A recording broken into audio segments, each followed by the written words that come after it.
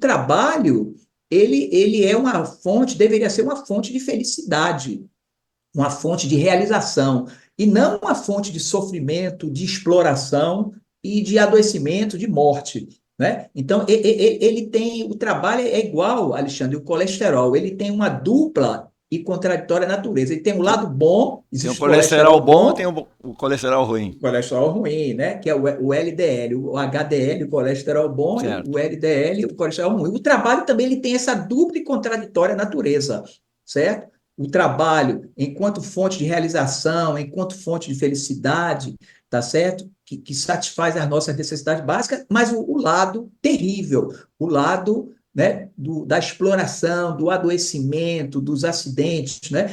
Até porque, Alexandre, a palavra trabalho, aí vem a história novamente, né? Ela tem origem numa expressão latina chamada tripalium, que era um instrumento de tortura. O tripalium, de onde se originou a palavra trabalho, era um instrumento de tortura que foi desenvolvido no final do Império Romano, certo? E iam para o tripalho as pessoas que não podiam pagar impostos, olha só, né? E os condenados. Então, Aí, eles iriam ser sacrificados no tripalho, que foi uma evolução, digamos assim, da cruz como instrumento de tortura. Isso foi no final do Império Romano. Então, a origem da palavra trabalho é maldita, Alexandre. olá pessoal, eu sou Alexandre Guzmão da revista Proteção, estou aqui para apresentar mais uma edição do Proteção Tendências, que hoje tem um convidado muito especial, o meu amigo José Hélio Lopes. O José Hélio é técnico de segurança por formação, psicólogo e educador. A essência do trabalho do Zé Lopes foi a educação da segurança do trabalho. Ele atuou por mais de 40 anos na Fundacentro em Recife, Pernambuco, e tem um trabalho muito bonito ao longo desses anos todos. Hoje ele continua sendo professor do Instituto Federal de Educação, lá de Recife, que acaba de completar 50 anos o seu curso de técnico de segurança do trabalho. Nós vamos falar com ele sobre educação, riscos psicossociais, história da segurança e também dessa bonita jornada na Fundacentro. Na sequência, conversamos com ele.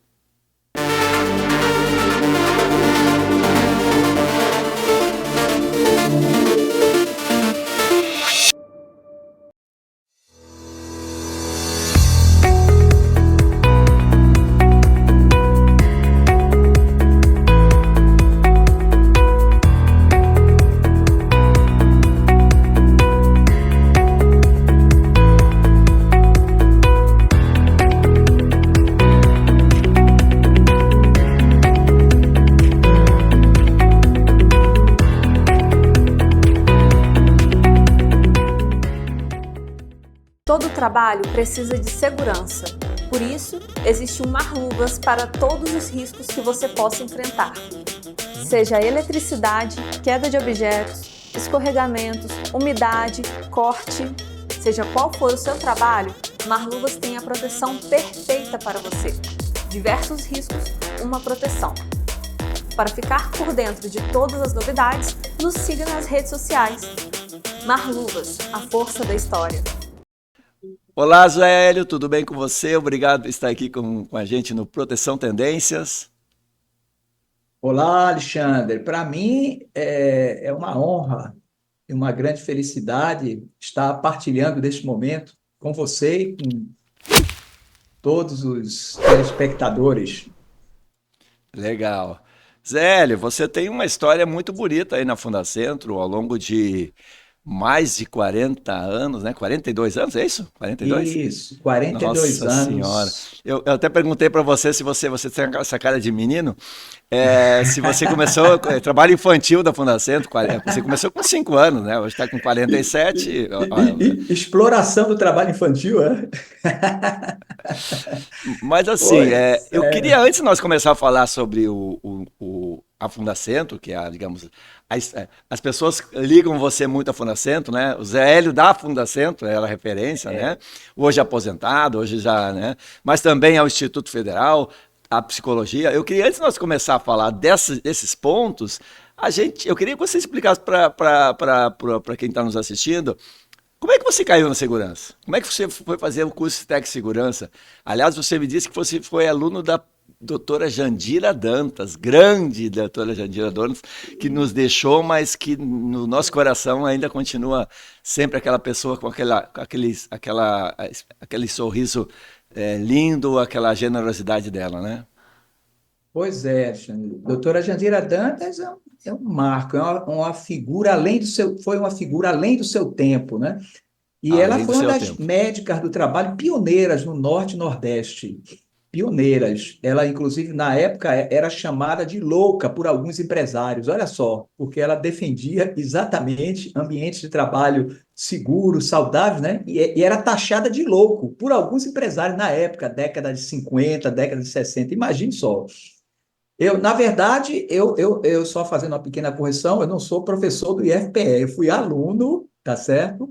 Do Instituto Federal, na antiga Escola Técnica Federal de Pernambuco, fui da primeira turma, o IFPE, ele foi pioneiro no Brasil na formação de 3 anos, né, da habilitação de higiene e segurança do trabalho, integrada ao segundo grau, no caso, né, a formação técnica na área de O segurança curso integrada ao já segundo. tinha, digamos, ele integrava o segundo grau, ou seja, não precisa fazer o segundo grau e depois fazer Não, o curso, como isso, acontece em muitas escolas pelo Brasil. isso. Ele Muito era legal. integrado ao segundo grau. A doutora Jandira foi a responsável pela criação desse pioneirismo no Brasil, né? A Fundacentro já desenvolvia cursos intensivos para inspetores de segurança do trabalho na época, Sim, cursos de sim, sim. 3 meses no Brasil Isso inteiro. nos anos 70 Isso, foi uma das atribuições da Fundacentro, no isso, a tempo lá do ministro Fundacentro, Prieto, quando começou, isso, Arnaldo fizeram muitos Prieto, cursos, né? isso. Porque não tinha nada, né? Isso, Tinha que não começar tudo do tinha. zero, A né? Fundacentro, na verdade, ela foi, na época, encarregada pelo Ministério do Trabalho de formar esses profissionais. Uhum. Médico de trabalho, engenheiro de segurança, técnico de segurança, na época, inspetor, conhecido como inspetores de segurança, né, a titulação, enfermeiro do trabalho e auxiliar de enfermagem do trabalho. A Fundacentro que formou milhares de técnicos, Exatamente, né? exatamente. E no caso especificamente do inspetor de segurança, que depois veio a ser supervisor de segurança e mais adiante técnico de segurança do trabalho, a Fundacentro, na época, 72, 73, 74, ela fazia cursos intensivos, mas a escola técnica aqui em Pernambuco, a Uhum. ETFPE, ela foi pioneira, repetindo, na formação de 3 anos, o curso técnico de segurança de três Legal. anos, integrado ao segundo grau, e mais o estágio profissional. Não existia no Brasil. Então, Sim. a antiga escola técnica, hoje IFPE, aqui em Pernambuco, né, foi Sim. pioneiro no Brasil nessa modalidade. E eu tive o privilégio de ser da primeira turma, né, e ser aluno da professora A doutora doutora Jane. Jandira Dantas, minha amiga, e trabalhei com ela, olha só o privilégio, na Fundacentro também, durante vários anos. Então, Ela foi da Franceno, foi do SESI também, eu me isso, lembro, do né? SESI, da Federação das Indústrias aqui de Era Pernambuco, uma guerreira, né? Uma pernambucana da porreta, como vocês falam aí, né? uma visionária, é Visionária exatamente, na época, visionária. quando o tema segurança era tabu. E uma mulher falar sobre segurança, que é Imagine, mais tabu ainda. Quer dizer, é uma isso, pessoa que a segurança do Brasil, especialmente aí na região, Pernambuco e todo o Nordeste, mas do Brasil como um todo, deve muito ao trabalho dela, né? Eu me lembro que isso, ela tinha isso, uma biblioteca, né, que ela desenvolveu isso, com artigos de segurança que ela disponibilizava para as pessoas. Eu cheguei aí lá eu não isso, estou lembrando o nome agora, mas era na isso, Boa Viagem, né, que ela isso, montou trazendo livros. E isso, eu me lembro que ela tinha a assinatura da proteção, da CIPA, tudo que é publicações até isso, internacionais, e estava lá, tudo. a pessoa chegava lá fazer uma pesquisa, eu queria fazer uma pesquisa sobre trabalho na construção civil. Aí tinha um secretário que fazia, ajudava a pessoa, tinha uma mesinha para sentar, era uma biblioteca totalmente voluntário, uma coisa que ela não ganhava nada por isso. Isso, é dedicação mesmo à causa da prevenção dos acidentes e das doenças relacionadas ao trabalho. E ela fez a doação de todo esse acervo, ainda em vida, para a Fundacentro Pernambuco. Ah, que Esse acervo legal, foi, que foi todo legal, doado, mais de 2.200 títulos que na área. legal. Pois é, e agora um registro também importante, Alexandre, é que ela tinha um irmão, Joaquim Dantas, que Claro, claro, também claro. foi uma personalidade fantástica e o responsável, Joaquim Dantas, pela implantação da Fundacentro aqui em Pernambuco, no ano de 1972. Joaquim Dantas, o irmão Doutor dela. Joaquim Dantas Isso, era também referência aí na área de segurança. Família isso, Dantas toda, né, está ligada à segurança e um trabalho isso, bonito que foi desenvolvido. Bom, mas exatamente. vamos lá. Eu fiz uma confusão, é que como você me falou que você estava participando dos 50 anos do Instituto, eu até Isso. peço desculpas aí, eu Ah, entendi que você tinha essa ligação de professor, você tinha mais a ligação não. como aluno, né? Que é mais Como bonito ainda, né? aluno, Que é mais muitas bonito ainda. memórias. Você foi Isso. palestrante, né? Fui no evento 50 anos, que foi realizado dia 12 de dezembro passado, no Uhum. auditório do IFPE, o campus Recife. O auditório lotado. Então, é, diversas centenas de ex-alunos, ex-alunas, ex-professores, ex-professoras e professores e professoras, o corpo discente, o corpo docente da atualidade, a gente se reencontrou, foi muito bonito, um evento assim marcante, e doutora Jandira foi uma das homenageadas nesse Com grande certeza. evento do Jubileu de Ouro da criação do curso Técnico de Segurança do Trabalho pelo IFPE. Bom, eu te interrompi quando falou na doutora Jandira, me deu até uma emoção aqui de lembrar dessa pessoa que, além de todo o trabalho, ela era uma pessoa generosa na essência, assim, ela era uma pessoa doce, em qualquer lugar, nossa, me perdi até eu te interrompi aí. Mas você começou então, mas por que foi fazer o curso Tec Segurança? Na época, Passou na frente do prédio lá e disse, vou entrar aqui, vou fazer esse pois negócio? Ou é, como é que pois foi? é. Na verdade, a gente tinha, que ainda hoje é assim, se eu não me engano, a gente faz um exame de habilitação, é tipo um vestibular. Eu Ah, fiz um é? vestibular para ingressar, isso, para ingressar na antiga Escola Técnica, o atual IFPE, né? Ah, E isso ainda existe um exame de seleção, tipo um vestibular, entendeu? ah, E eu fiz, passei, me chamou a atenção na área, né? E até por ser o primeiro curso, os pioneiros no Brasil, olha só, aí eu passei, tive o privilégio de ser aprovado, e a gente ingressou no primeiro semestre, em fevereiro de 1975, quando as aulas iniciaram. E, repetindo, tendo a doutora Jandira como responsável pela implantação e coordenadora do curso, e professora, né? Então, que aí legal. os laços afetivos com ela, então, foram crescendo ao longo do tempo. Ah, com Exatamente. certeza, com certeza. É. Bom, daí você fez o curso, chegou a trabalhar em empresa ou foi direto para a Fundacentro? Eu Como é que foi? trabalhei num curto período de tempo Sim. na empresa indústria têxtil, né? Depois, né, que me formei e ingressei na Fundacentro.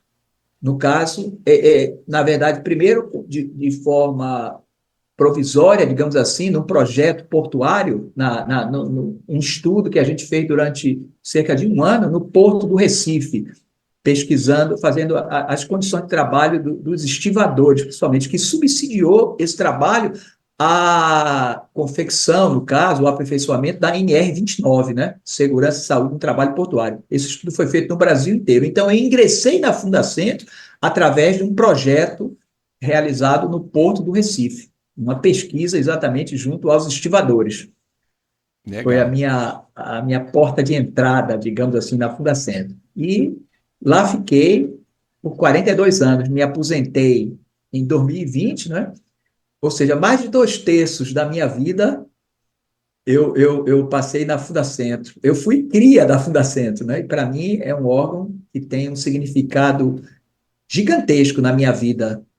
E seu papel na Fundacentro era educador. Basicamente você fazia algumas Isso, porque eu atividades, mas fiz muito treinamento de trabalhadores, muitos, acompanhar CIPAT, todos os palestras, eventos, tipos, congressos. estudos, realização de congressos, desde pequenos eventos até congressos, a gente conseguiu realizar na Fundacentro, inclusive aqui em Pernambuco, grandes congressos assim memoráveis, né? E a gente atuava em todas. Eu fiz depois a formação, me formei em psicologia, o bacharelado em psicologia, e isso, digamos assim, potencializou o caminho para a atuação na área de educação. Então, é um casamento, como a gente diz aqui no Nordeste, um casamento bem-fazejo entre a Bem segurança do fazejo. trabalho, bem-fazejo, e a psicologia. Então, esse casamento foi perfeito assim para a minha atuação no mundo do trabalho, né? Sendo servidor da Fundacentro.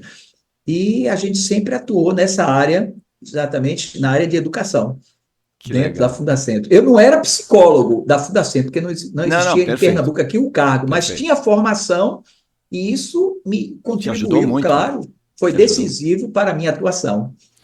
Depois nós vamos falar um pouquinho sobre psicologia. A NR1 agora virou o tema do momento, né? Isso. 2026 está aí, nós estamos aí no final do ano e mais 26 a questão entra legalmente na norma, os riscos psicossociais.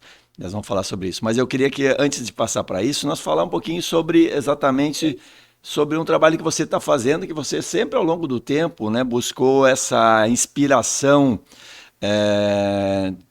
do seu trabalho de educacional na história da segurança, né, Zélio? Isso. Você tem, inclusive, acabou de fazer uma apresentação aí em Recife, no Recife, né? Falando exatamente sobre essa evolução e o impacto que a história, né, dos grandes acidentes, os grandes problemas de adoecimento, eles nos puderam nos ensinar muitas coisas, né? Fala um pouquinho sobre essa pesquisa que você fez aí ao longo dos anos. É, é um assunto que é apaixonante, né? E, como eu falei, desde a época da Fundacentro, eu já vim desenvolvendo assim, esse estudo, essa pesquisa, e sempre tenho aperfeiçoado, atualizado, né? Você veja que isso tudo, Alexandre, é baseado, digamos assim, como pano de fundo a citação de um próprio historiador grego, Heródoto, quando ele diz o seguinte: pensar o passado para compreender o presente e idealizar o futuro. Ou seja, passado, presente e futuro são elos de uma mesma corrente, estão intimamente interligados. Então, você veja que no Antigo Testamento, quinto livro, Deuteronômio, já se fazia menção a essa preocupação com a integridade física dos trabalhadores. Quando edificares uma casa nova, farás um parapeito à roda do teto, para que se não derrame sangue em tua casa e tu não sejas culpado se alguém cair e se precipitar abaixo. Já Você tinha, veja, na Bíblia tinha tinha NR18, já tinha na Bíblia. NR18, NR35, né? Trabalho em 35. altura. Veja só, no Antigo Testamento a gente já tem, existem outros documentos históricos, não vai Sim, haver sim. tempo aqui da gente aprofundar, mas a gente já tem essa menção, essa preocupação com a saúde e a segurança dos trabalhadores, né? E o tempo, assim, diversas personalidades ao longo diversos estudiosos ao longo dos anos se preocupavam, né? Hipócrates, pai da medicina, Aristóteles, filósofo grego, que já citava as enfermidades dos trabalhadores nas minas e a forma de evitá-las. Isso antes de Cristo, você veja. Aí nós temos Plínio, o Velho, né? Foi um historiador e naturalista romano. Olha só que dado histórico, fato histórico interessantíssimo. O Plínio recomendava o uso de máscaras feitas com a bexiga de carneiro para proteção dos trabalhadores. Ou seja, essa talvez seja Plínio, que viveu na era cristã, Proteção né? respiratória. Isso, primeira menção de um equipamento de Um proteção EPI. respiratória na estrada, de um EPI, o Plínio, né? Máscaras feitas a partir da bexiga de carneiros. Veja só que fato histórico importante. E outros estudiosos ao longo do tempo, né? O Cláudio Galeno, veja só, citava doenças dos gladiadores e os distúrbios de voz em oradores e professores, ou seja, distúrbios de voz relacionados ao trabalho. Olha só que coisa interessante. E outros estudiosos, né, como George Bauer, cientista alemão, pai da geologia moderna, ele se mencionava que a asma dos mineiros, os trabalhadores de Minas, era causada por poeiras que ele chamou de corrosivas, Alexandre, que era o que? A poeira de sílica, era silicose. Na época, George Bauer, ele nasceu em 1494 e faleceu em 1555, e um dado social importante o George Ball registrou é que as mulheres dos mineiros ficavam viúvas em pouco tempo e se casavam até 7 vezes por conta da morte prematura dos mineiros na época, né, Alemanha? Veja só que coisa fascinante, na verdade, o que é. Então, a gente precisa verificar lá atrás, como eu disse, o passado, o presente e o futuro estão encadeados. Então, a gente precisa. O que é que nós somos hoje? Devido a vários fatores, várias situações, vários pesquisadores que lá atrás, desde a antiguidade, já pensavam nessas questões ligadas ao trabalho saudável, seguro e decente, não é isso? Muito bom, Zélio. E quando você está falando isso, eu venho para a realidade de hoje, nos últimos anos, e por que a gente não consegue? Claro que a gente avançou muito, né? Obviamente, nós estamos falando aí de uma evolução histórica, né? E no próprio Brasil, dos anos 70, você falou 75 aí, quando os índices de acidente eram muito mais elevados do que são hoje. Por que ainda as pessoas, eu falo o ser humano, não vou falar nem empresário, nem trabalhador, não é uma questão corporal, né? Por que o ser humano ele tem tanta resistência de se proteger nesses aspectos de segurança?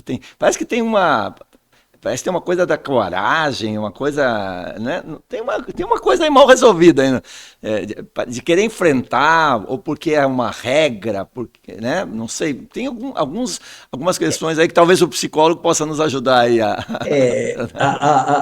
A história, só Freud explica, viu? Só Freud. Mas é uma questão sociológica, uma questão Sim. psicológica complexa, não é fácil, a gente não tem respostas prontas, mas é um fato. E o perfil, no caso, dos acidentes e do adoecimento do trabalho, ele tem modificado muito em função da reestruturação produtiva, da reestruturação dos processos de trabalho. A gente tem novas situações que vão aparecendo no mundo do trabalho e vão gerando novas formas, por exemplo, de adoecimento. Então, você tem também que levar em conta isso, na verdade. O que na Revolução Industrial acidentava e adoecia os trabalhadores, hoje em dia há outros fatores, na verdade, que provocam o adoecimento, inclusive o adoecimento mental, que é uma verdadeira epidemia nas empresas, nos ambientes de trabalho, e tanto na área privada como no setor público, né? Então, é algo assim que se modifica, vai se modificando ao longo do tempo, né? E, evidentemente, o trabalho, ele é uma fonte, deveria ser uma fonte de felicidade, uma fonte de realização, e não uma fonte de sofrimento, de exploração e de adoecimento, de morte, né? Então, o trabalho é igual, Alexandre, o colesterol, ele tem uma dupla e contraditória natureza. Ele tem um lado bom, tem o colesterol bom e tem o colesterol ruim. O colesterol ruim, né? Que é o LDL, o HDL, o colesterol bom, certo. E o LDL, o colesterol ruim. O trabalho também ele tem essa dupla e contraditória natureza, certo? O trabalho, enquanto fonte de realização, enquanto fonte de felicidade, tá certo? Que satisfaz as nossas necessidades básicas, mas o lado terrível, o lado, né, da exploração, do adoecimento, dos acidentes, né? Até porque, Alexandre, a palavra trabalho, aí vem a história novamente, né? Ela tem origem numa expressão latina chamada tripalium, que era um instrumento de tortura. O tripalium, de onde se originou a palavra trabalho, era um instrumento de tortura que foi desenvolvido no final do Império Romano, certo? E iam para o tripalio as pessoas que não podiam pagar impostos, olha só, né? E os condenados. Então, eles iriam ser sacrificados no tripalium, que foi uma evolução, digamos assim, da cruz como instrumento de tortura. Isso foi no final do Império Romano. Então, a origem da palavra trabalho é maldita, Alexandre. Sim, sim. E a gente tem que lembrar também que na época lá, nesses tempos aí, trabalho era uma coisa de pessoas de segunda categoria, né? Porque os nobres não trabalhavam, né? Eles tinham seus servos, então era uma coisa para pessoas inferiores. Então, sempre se ligou aí, quer dizer, estou falando centenas de anos, de Isso, anos isso. atrás, né? Era justamente o trabalho, sobretudo aqueles mais perigosos, era, digamos, exclusivo das pessoas menos abastadas do ponto de vista financeiro na sociedade. Isso aí é um fato, né? E uma coisa importante, eu não poderia deixar de registrar nessa revisita, né, desses fatos históricos e casos emblemáticos de acidentes e adoecimento no trabalho, Alexandre, um estudioso, Bernardino Ramazzini, pai da medicina do trabalho, né, que no ano de 1700 ele publicou o seu famoso livro A Doença dos Trabalhadores, onde ele relatava de problemas de saúde de 54 diferentes profissões. Ramazzini fazia nas suas consultas, durante a anamnese clínica, a famosa pergunta que ficou para a história: qual a sua ocupação? Então, ele já tinha essa preocupação de verificar se aquele adoecimento, aquele agravo à saúde, era originado no ambiente de trabalho. Então, qual a sua ocupação? Que muitos médicos hoje em dia não fazem essa pergunta quando vamos ao É, consultório, não é e é isso? básico, né? Porque a partir da Básico. ocupação, aquele adoecimento. Mas eu acho que é cada vez mais raro, né? Isso, Eu isso. acho que, mas eu me lembro que quando eu comecei na segurança, o médico praticamente não tinha essa. Ele via a pessoa, investigava um pouquinho, né? Mas não ia tão fundo no trabalho. Hoje em dia me parece que isso está mais absorvido pelos médicos, não médicos do É, trabalho, mas os outros o médicos. médico trabalha até porque essa é a Não, sim, formação. sim, sim, Eles são formados exatamente para isso, exatamente. né? Mas o médico, de forma geral, ainda não, esse nexo causal, ele não é ainda fechado, estabelecido, entendeu? Pelo médico. O grande parte do médico, o médico do trabalho tem a formação e é voltado exatamente para isso. Agora, um detalhe interessante também, um fato de interesse histórico, Alexandre, não poderia deixar de citar, é que na época da Revolução Industrial, que produziu muitos mutilados, né, que produziu inclusive o emprego de crianças, né, que inclusive eram cedidas, na época das famílias mais pobres na Inglaterra, cedidas para as empresas em troca de alimentos, Uhum. cedidas para o trabalho nas empresas. Então, uma triste realidade do trabalho infantil. E na época, na Revolução Industrial, a gente tinha a produção de chapéus de feltro. E os trabalhadores, eles trabalhavam em postos de trabalho em linhas de produção, tipo estilo fordista, digamos assim, Sim, né? sim. E muitos, na produção de chapéus, desses trabalhadores, eram submetidos à exposição aos vapores à base de nitrato de mercúrio, aos vapores de cola à base de nitrato de mercúrio. O mercúrio, a gente sabe, é uma neurotoxina. Ele é tarado pelo sistema nervoso e ele provoca uma série de mudanças no comportamento, delírios, mudanças bruscas de humor, o mercúrio, né?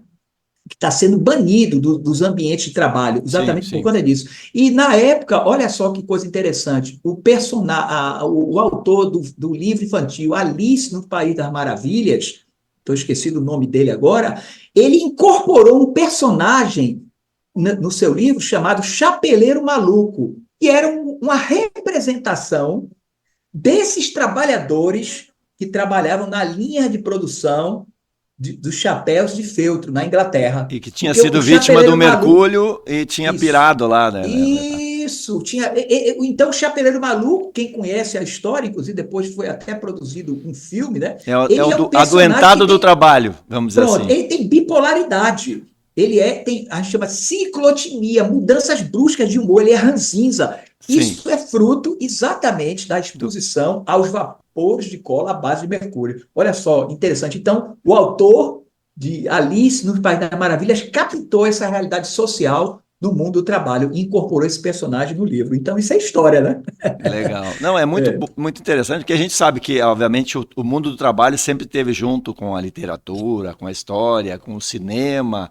Mas quando a gente isso. fala do mundo do trabalho sob a ótica da segurança e saúde do trabalho, ou do trabalhador, é menor claro, Isso. obviamente que é um item do trabalho, né? Isso. Mas é muito bom a gente entender essas referências, para entender que se fala no tema há muito tempo, né? E a Isso, evolução. inclusive, Alexandre, por conta dessa situação, na época, né, voltando à Revolução Industrial, que foi um movimento econômico muito importante, né, mas que provocou uma legião de incapacitados, Sim, de sim. adoentados, de mortes, né, existe um marco na inspeção do trabalho no mundo, que é a Lei das Fábricas, a chamada Factory Act, na Inglaterra, 1833, um marco na inspeção do trabalho no mundo. Aí proibiu o trabalho noturno para menores de 18 anos nas indústrias têxteis e outras diversas, e já previa, inclusive, a visita, né, de representantes, no caso, de profissionais, né, governamentais para a fiscalização nas fábricas. Então, a Lei das Fábricas, 1833, foi um marco da inspeção no trabalho no mundo, né?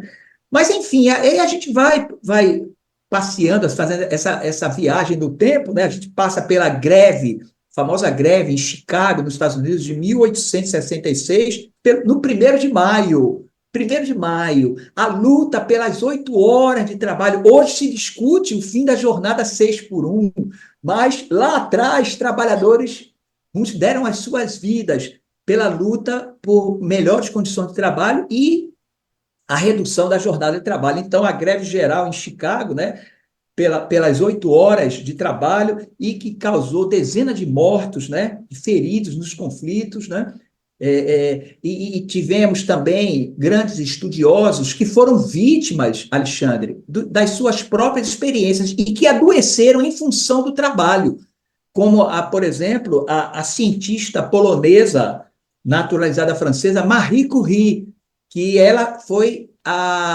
quem descobriu, junto com o marido Pierre, a radioatividade e 2 novos elementos químicos, o polônio e o rádio. A Marie Curie foi a primeira mulher a ganhar o prêmio Nobel e única pessoa a conquistá-lo em 2 diferentes áreas do conhecimento, a física e a química.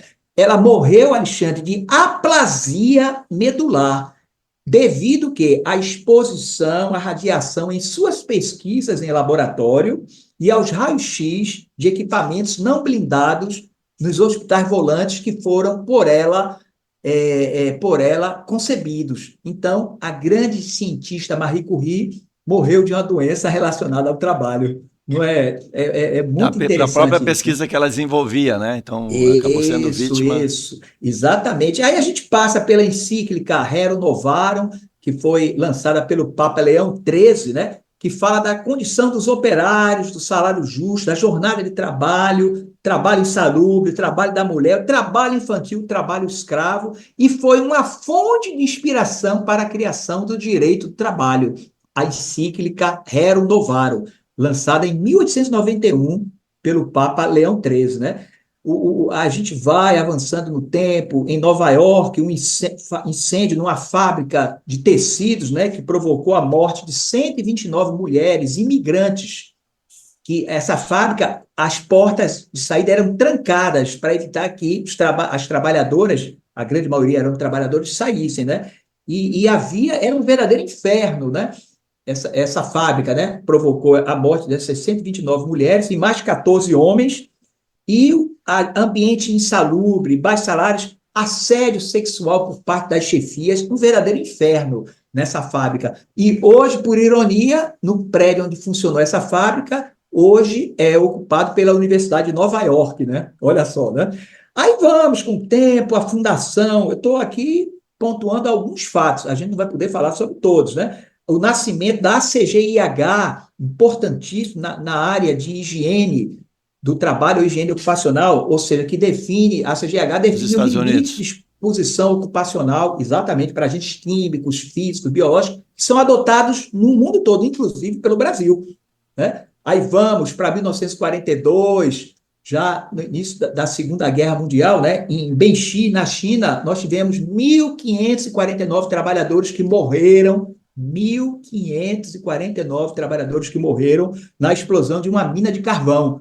Esse acidente é considerado, até hoje, o mais grave na indústria da mineração, certo? E em Londres, tivemos, em 1949, a fundação da primeira sociedade de ergonomia, tá certo? Que passou a reconhecer a ergonomia como uma disciplina, como uma ciência, né?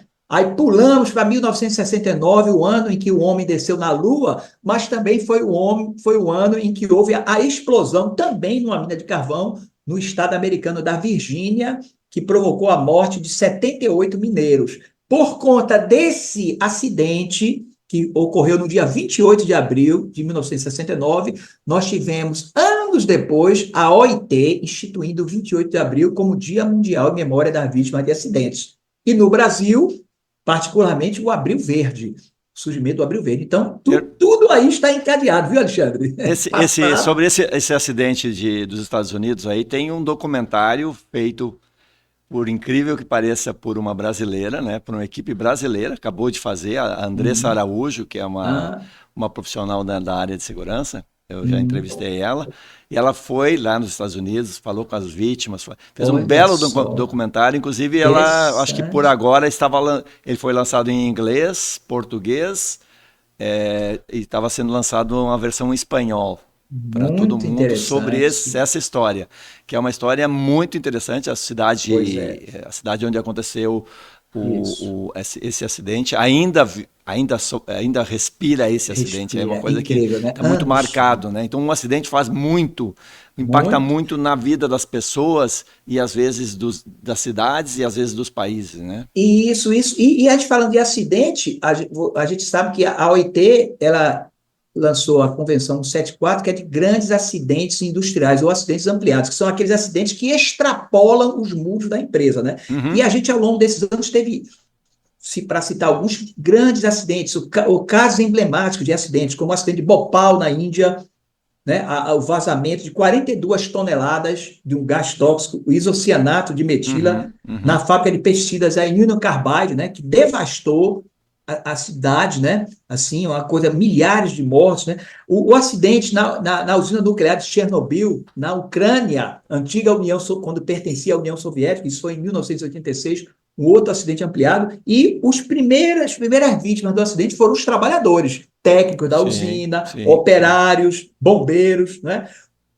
A gente não poderia deixar de falar no acidente ou na explosão catastrófica da plataforma Piper Alpha, no Mar do Norte, na Escócia, em 1988, o acidente mais letal na exploração de petróleo e gás em águas profundas, certo? 167 petroleiros morreram, inclusive muitos permaneceram, né, para sempre lá nos destroços, tá certo? Do que resultou da plataforma. Então, esse foi também um acidente terrível, né? Aí a gente vem para o Brasil, né? Eu saí assim rapidinho do mundo, né?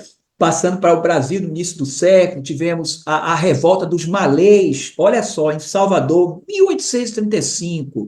Inclusive, recentemente nós tivemos o filme Malês, né? De Antônio Pitanga, ficou em cartaz em cinemas no Brasil inteiro. Por que eu estou falando da revolta dos malês? Porque foi a maior rebelião de escravos no Brasil.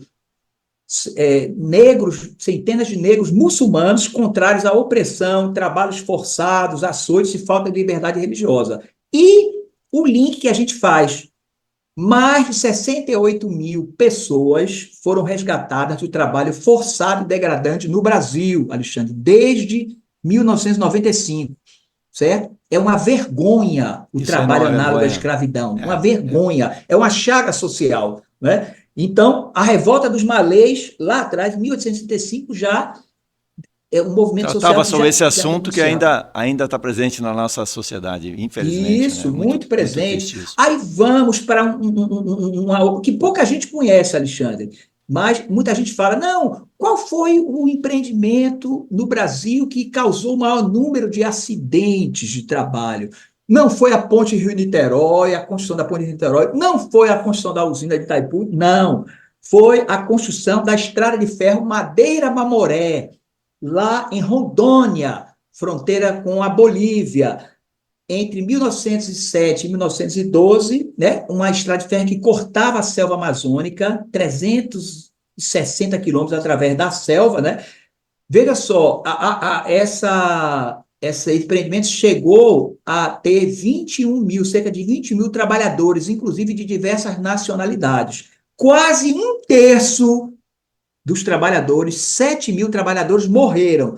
vítimas de acidentes, de ataque de animais e índios, certo? Que, Malária do também, ponto de né? vista malária, Malária. outras doenças tropicais. Então, por isso que essa ferrovia é conhecida como a Estrada de Ferro Madeira Mamoré, como a Ferrovia do Diabo. Olha só. É. Então, esse foi o empreendimento. Teve uma série da Globo, muito bem feita, que chamava Isso, Mad Maria. E eu recomendo isso, para as pessoas que que são interessadas. mostrou. E tem o nosso amigo Dáfnis Ferreira Souto, que era médico do trabalho, que ele escreveu um Isso. livro. Ele era acriano, né? E ele morava no Rio de Janeiro, foi Ah, um grande médico também. E ele falava que a medicina do trabalho no Brasil começou nessa ferrovia, porque na nesse verdade existiam empreendimento. Isso, ambulatórios para atender isso, os os trabalhadores. adoentados que eram vítimas da malária, claro, também Isso, acidentados, você falou das e, onças e tal, mas isso. essa série, que não é uma série documental, mas é uma série muito bem Uhum. feita, né? Foi produzida no sentido romantizada, né? Certo. Mas ela trata muito bem o que aconteceu lá naquele interior do Brasil, na época, né? Isso. E como era feita a medicina. E realmente começaram nos ambulatórios para tratar de adoecimento ocupacional, porque a malária Inclusive, ali, no isso, caso, era ocupacional, porque o trabalhador isso, estava trabalhando, vinha de exatamente. outras regiões para trabalhar, pegava malária, Isso, ou era exatamente. atingido pela Inclusive, onça, né? o hospital que foi construído lá foi visitado por Oswaldo Cruz. Ele foi Oswaldo Cruz, grande, Sim, nosso sim. grande cientista, esteve lá visitando esses ambulatórios, ou esse ambulatório da empresa, foi um empreendimento, era uma empresa norte-americana, estou esquecido o nome, né? Mas, enfim, então foi um empreendimento onde a gente teve o maior número de vítimas de acidentes e doenças relacionadas ao trabalho. Não foi outro, foi a Estrada de Ferro Madeira Mamoré. E, inclusive, você falou numa série aí da Rede Globo, né, que foi produzida e que mostra, inclusive, parte dessa realidade, mas a gente tem também na música popular, Alexandre, brasileira. 1932, o parceiro musical de Pixinguinha, chamado João da Baiana, ele compôs um samba intitulado Cabide de Mulambo, 1932, década de 30. E um trecho, uma estrofe da música diz o seguinte: meu terno branco parece casca de alho. Foi a deixa de um cadáver do acidente de trabalho. Olha a música popular brasileira, refletindo a realidade dos ambientes de trabalho, né? Eu acho fantástico esse tipo, essa percepção social, né, Uhum. de um compositor, né, de música, né, percebendo a realidade nua e cruel dos ambientes de trabalho e traz isso para a música popular, né? E, inclusive, aí a gente tem nessa época também, ou nessa década de 30, ou especificamente 1938, em Nova Lima, Minas Gerais, um estudo que eu considero, Alexandre, digamos assim, a primeira base científica da higiene ocupacional no Brasil, certo? Que foi um estudo feito na mina de ouro de Morro Velho, que na época era considerada a mais profunda do mundo, em Nova Lima, repetindo. O geólogo Otávio Barbosa não foi um engenheiro de segurança, não foi um higienista ocupacional, não foi um técnico de segurança, um geólogo. Ele fez um estudo profundo sobre a mina de Morro Velho e desse estudo resultou um relatório com medidas de higiene do trabalho a serem executadas nas atividades da mineração. Então, esse estudo ele é um marco na higiene do trabalho no Brasil. Isso não está nos livros de segurança e de higiene do trabalho, não está nos livros, né? Mas eu considero isso um marco realmente importante. Aí a gente tem a criação da CLT em 43, né? E o capítulo especificamente sobre higiene e segurança do trabalho, o capítulo quinto do título segundo, né? A CLT foi criada por Getúlio Vargas, em 44, a certidão de nascimento da CIPA, olha só, 1944, Decreto-Lei 7.036, o artigo 82 desse decreto é a certidão de nascimento da nossa CIPA. A CIPA já é uma senhora com idade bastante avançada, não é isso? E 66 é criada a Fundacentro, na cidade de São Paulo, marco, né? 66, a Fundacentro está completando no próximo ano 60 anos, não é isso? criação, e vamos para o Recôncavo Baiano, certo? A cidade de Santa Amaro, terra de Caetano e de Maria Maria Bethânia. Bethânia. Por que que eu estou chamando a atenção de Santo Amaro? Porque foi nesse município do Recôncavo Baiano que, de 1960 a 1993, funcionou uma fábrica que fazia exatamente a transformação de lingotes de chumbo. Essa fábrica, na época conhecida como a Companhia Brasileira de Chumbo, e depois foi mudando o nome, né? Ela deixou um passivo ambiental, um passivo social terrível. É considerada a mais grave contaminação ambiental e ocupacional no Brasil pelo chumbo e outros metais pesados. Toneladas de escória foram despejadas no rio, o rio Subaé, que corta o município, né? E foram para a atmosfera e atingiram trabalhadores, centenas, há uma estimativa de 900 trabalhadores mortos, Alexandre, da fábrica por conta da intoxicação pelo chumbo e sem contar com o agravante de que os filtros contaminados da chaminé da empresa eram doados para as casas, né, e serem usados como tapetes e como pano de chão, filtros contaminados. Então, essa contaminação se espalhou para a comunidade. Diante disso, aí vem a música popular brasileira novamente, Alexandre. Caetano Veloso compôs, não sei se você conhece, Purificar o Subaé, que ficou imortalizado na voz de Maria Bethânia, onde ele denuncia essa situação. Ele que é nativo do município, né? Sim. Um estrofe da música: os riscos que corre essa gente morena, o horror de um progresso vazio, matando os mariscos e os peixes do rio. A música popular brasileira captando uma realidade social dos ambientes de trabalho, inclusive. Tá certo? Aí a gente avança, 1972, a criação, a famosa portaria 3237, de 27 de julho, que foi a certidão de nascimento, digamos assim, do SESMIT, que na época, né, engenheiro de segurança, inspetor de segurança, era a titulação da profissão, né? Depois Médico virou do técnico. trabalho e enfermeiro, e auxiliar de enfermagem de trabalho. O enfermeiro de trabalho não foi incluído em 72, só anos depois, na NR4, que ele foi incluído em 1978. Você ia falar alguma coisa, Alexandre? Não. Eu falei do inspetor que virou o técnico, Isso, né? virou o supervisor, né? É. E o técnico, não é Ele isso? começa como inspetor, passa para Inspetor, supervisor, depois vira o supervisor técnico. e técnico de segurança. Essa é a Essa história. é a linha do tempo. Tá. Isso, isso. E por isso que 27 de julho, que foi o dia da edição dessa portaria, é considerado o Dia Nacional de Prevenção de Acidente de Trabalho. Tem gente que não sabe isso, mas um motivo, né? Uma Tem a justificativa. história.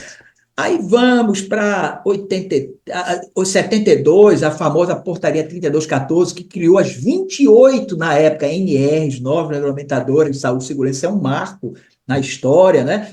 83, Cubatão, São Paulo, a mobilização, o início da mobilização sindical contra a intoxicação pelo benzeno, pelo benzenismo, que é um cancerígeno, né? O benzeno.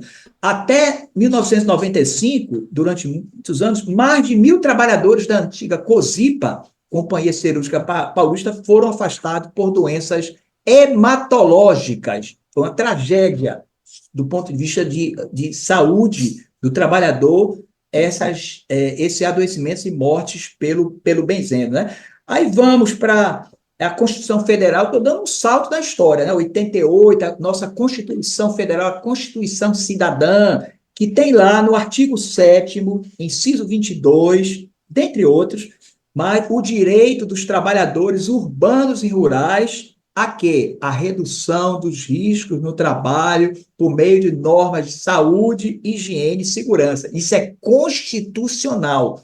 É uma cláusula pétrea da Constituição. Ela não pode ser apagada, né? Então, saúde e segurança é a cláusula pétrea. Aí vamos avançando no tempo, passando pela lançamento em 99 pelo Ministério da Saúde da lista de doenças relacionadas ao trabalho, que foi atualizada em 2023, tá certo? De 165 doenças para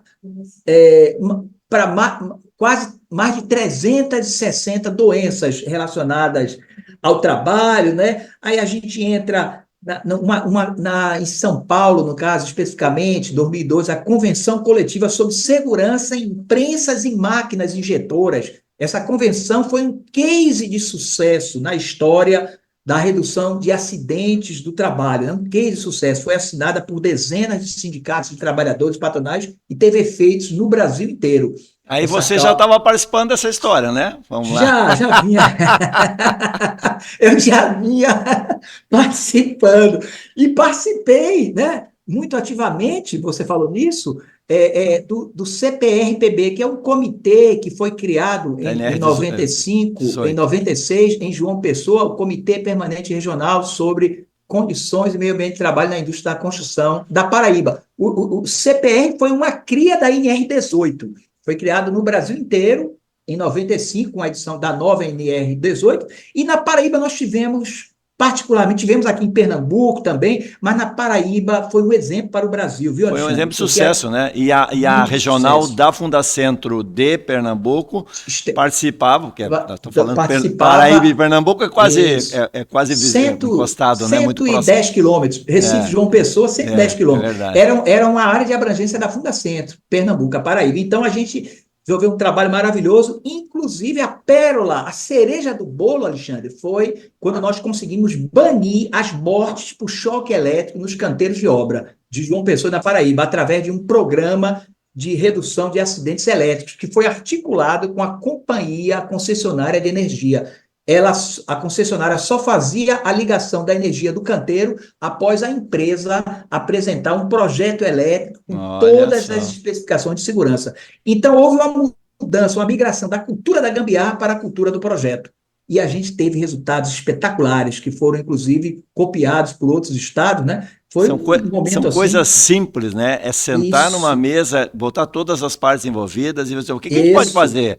Dá para melhorar, dá para fazer, né? E imagina que você participou dessas reuniões aí. Participando ativamente. E é muito bonito perceber que quantas vidas foram salvas, né? De trabalhadores. Muitas. Na Paraíba inicialmente, depois espelhando isso para outras regiões. E foi uma coisa inédita, impactante, porque a gente teve uma articulação com a concessionária de energia. Sim. Nós trouxemos a concessionária de energia e ela, digamos assim, comprou a ideia nossa e incluiu em suas normas internas essa exigência. Ela só fazia a ligação, olha só que conquista maravilhosa. Só fazia a ligação do canteiro. Uma coisa simples e que impacta diretamente na vida de pessoas que foram salvas. Muito legal. Exatamente. Aí vamos para Brumadinho, mais recentemente, já chegando, né? Brumadinho, o acidente ampliado dentro do conceito da Convenção 74 da OIT, o rompimento da barragem de Registro da mineradora Vale, né? Sim. 270 mortos, 3 ainda estão desaparecidos, ainda hoje, né? E a grande maioria desses mortos eram trabalhadores terceirizados da própria Vale.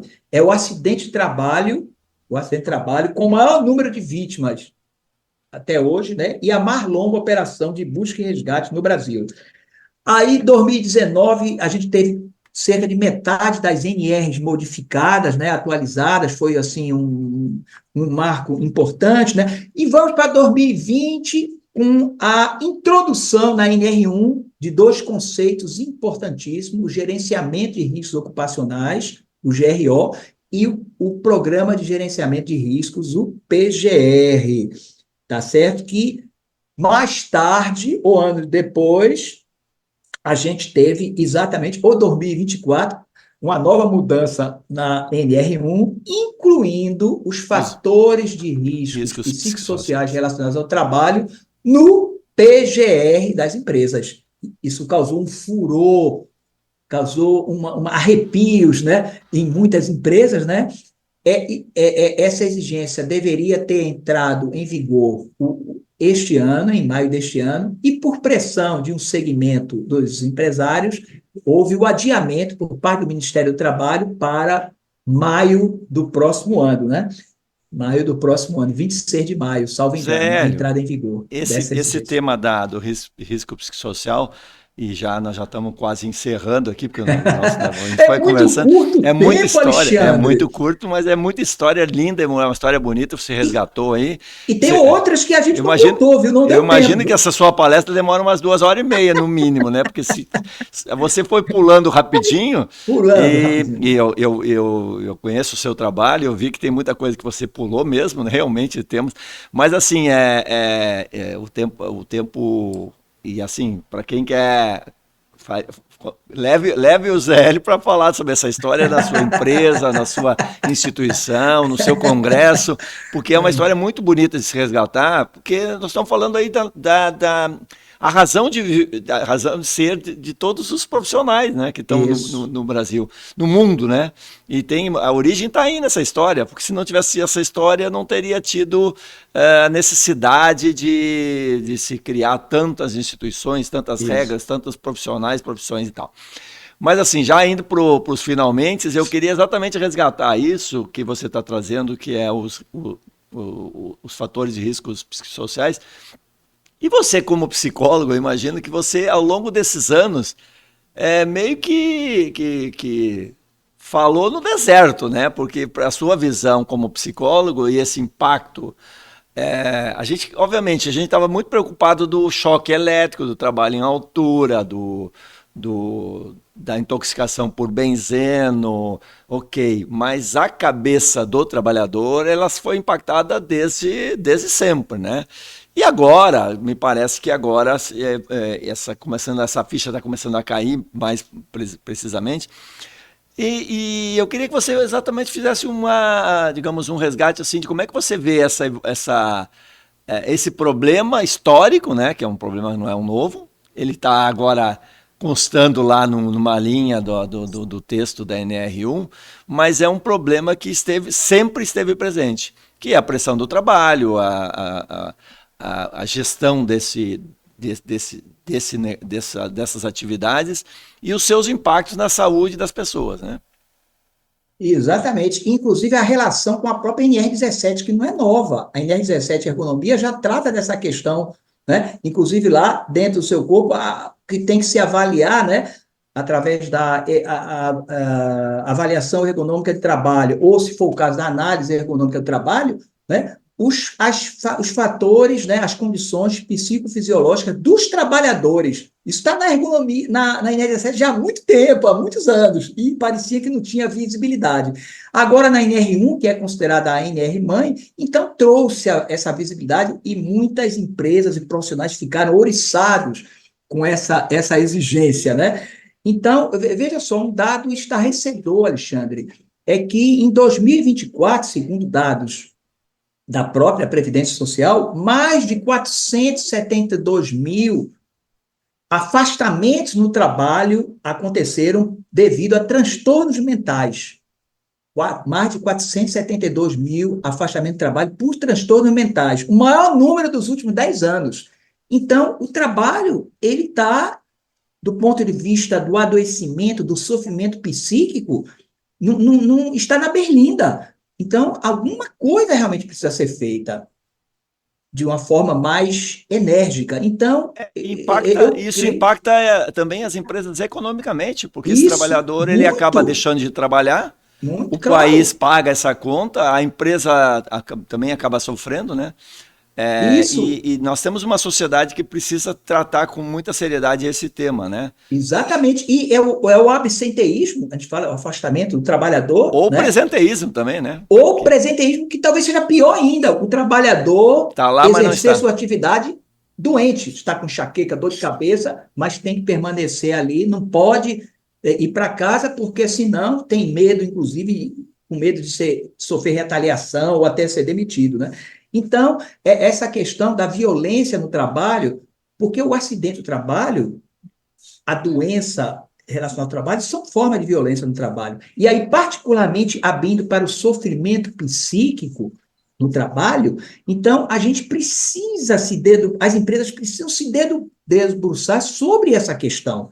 E nós temos, assim, marcos importantes. Até antes da NR1, a própria lei 14.000 antes da NR1, da introdução dos fatores de risco psicossociais, né, no trabalho, na NR1, a gente teve, é importante a gente dizer, em 2022, a Lei 14.457, que incluiu medidas contra o assédio e outras violências no trabalho nas empresas que possuem CIPA. Está lá no artigo 23 dessa lei, né? E, inclusive, Alexandre, mudou a titulação da própria CIPA. A CIPA, a partir dessa lei 14.457, passou a se chamar Comissão Interna de Prevenção de Acidentes e de Assédio, que algumas empresas profissionais falam CIPA-A, CIPA mais A. Isso não existe. A CIPA continua com as 4 letrinhas, CIPA, mas ela agora tem que incluir, por conta, inclusive, da mudança que houve também na NR5, incluir na formação dos cipeiros e, tá certo, nas atribuições da CIPA, as questões do assédio e outras formas de violência no trabalho que causam sofrimento psíquico, causam o adoecimento mental do trabalho. Então, o assédio, ele é uma praga, não é uma coisa nova nos ambientes de trabalho, tanto na iniciativa privada como no setor público, viu, Alexandre? E eu me lembro, aí fica a dica, não sei se você já assistiu, né? Mas eu sou fã de um filme chamado O Diabo Veste Prada, que digamos assim, estrelado por Meryl Streep, fantástica Meryl Streep, que ela protagoniza o quê? A editora-chefe de uma famosa revista de moda que humilha, inunda sua secretária, sua nova secretária, com tarefas impossíveis, remarca reuniões sem aviso, pede almoço, mas não almoça, né? Ali, esse filme mostra, inclusive baseado em fatos reais, o filme é baseado em fatos reais, a partir de uma vivência que teve a autora do livro, né, O Diabo Veste Prada, na revista Vogue, americana, revista Vogue. Então, a diretora do filme trouxe para as telas essa realidade. O filme é uma comédia dramática, mas é baseado em fatos reais. E ele mostra, é a melhor forma, Alexandre, de se divulgar, de entender esse mundo, discutir, né? Você, dentro das empresas, leva para dentro, promove um cine debate, exibe o filme ou trechos do filme e chama especialistas para debater com a plateia essa situação. É a melhor forma que você tem de divulgar essa questão do assédio e de outras violências, não é só assédio, outras violências no trabalho. Então, é importante que as empresas atentem, os profissionais atentem para essa realidade, essa nova realidade do mundo do trabalho. Quer dizer, a questão do assédio, da violência e outras formas de violência não é uma coisa nova, mas está se acentuando em função das mudanças no mundo do trabalho, da reestruturação produtiva, né? É muita coisa para a gente falar, viu, Alexandre? É verdade. Zé Hélio, muito obrigado por esse bate-papo, foi muito, muito bom te ouvir, esse resgate histórico, né? Ele nos dá uma visão da evolução, né? E lembrando que a gente está em constante evolução, né? A segurança vai sempre evoluir. E espaço para bons profissionais como você e tantos outros que estão hoje atuando no mundo todo, na defesa da qualidade de vida no trabalho, na melhoria dos ambientes de trabalho, na identificação dos riscos, né? Esse espaço sempre vai crescer, porque nós estamos falando de vidas, nós estamos falando de homens, mulheres, pessoas, e essas pessoas são as coisas mais importantes que a gente tem no mundo, né? Então, eu queria te agradecer por esse bate-papo, foi muito bom, e fica aí para você algum comentário final. Bem, então, novamente, agradecer. Eu tenho a honra, inclusive, de ser conselheiro editorial da revista Proteção. E jurado do Prêmio Proteção, né? Jurado do Prêmio Proteção, exatamente, né? Para mim também é uma fonte de felicidade. E eu fui indicado pelo companheiro da época, Jófilo. Jófilo que me indicou, já pensou? Jófilo, tive a indicação que dele. indicação, hein? Já pensou? Desde a época de Fundacentro, foi ele. Você gostaria de ser... Puxa, e o Jófilo é muito seletivo, ele não indica quem ele não acredita e que não tem competência, né? Jófilo, eu estimo muito, tenho o maior carinho por especial. ele. grande colega de trabalho. Mas, enfim, então agradecer por esse momento. Pena que seja muito curtinho, né? A gente pode, quem sabe, no outro momento, num evento presencial, a gente poderia, talvez... Uma hora estamos aqui já, só você ter uma ideia. Passa Uma rápido, hora. né? Olha só, o tempo... Parece que faz 10 minutos que a gente está conversando, né? Como dizia Cazuza, o tempo não para, viu? O tempo não para. Mas, enfim, eu queria, então, agradecer a você pelo convite, né? Pelo carinho, tá certo? Pela consideração, e deixar aqui uma frase final. Eu não sei de quem é o autor, mas eu acho que se encaixa perfeitamente ao que nós discutimos aqui, a esse momento que nós estamos vivenciando. A capacidade de fazer, transformar e proteger a vida das pessoas é mais importante que a titulação. Eu acho isso de uma profundidade fabulosa. Não sei quem é o autor, tá certo? Mas eu deixo como uma mensagem final nesse nosso Perfeito. bate-papo aqui. É uma mensagem perfeita e resume um pouco da importância do que a gente faz e não do que a gente é, né? Isso, exatamente. Zé, mas você é especial. Além de fazer muita coisa legal. Obrigado, Zé Hélio. Tá bom, Então, Alexandre. Um estamos... abraço. Valeu, então. Estamos, então, encerrando esse Proteção Tendências que ouviu hoje o meu amigo José Hélio Lopes. Esse apaixonado pelo tema, como vocês puderam notar, falou um pouquinho sobre a história, falou sobre um pouquinho da trajetória e foi muito bom conversar com ele. Na semana que vem a gente volta com mais um Proteção Tendências. Na semana que vem a gente inicia o especial de férias, resgatando alguns dos melhores programas de 2025. Até lá, pessoal. Tchau, tchau.